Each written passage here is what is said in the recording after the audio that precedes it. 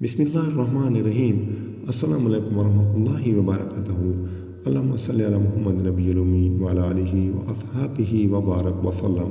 وظیفہ برائے رشتہ، یہ عمل 11ویں روز 12ویں شب کو تراویح کے بعد یا تہجد کے بعد کیا جائے۔ نمبر 1، سب سے پہلے 101 مرتبہ درود ابراہیمی جو نماز میں پڑھا جاتا ہے۔ نمبر 2، پھر 12 رکعت نفل 2 رکعت کر کے پڑھی جائیں۔ ہر رکعت میں سورہ فاتحہ کے بعد 12 مرتبہ سورۃ الفیل پڑھی جائے۔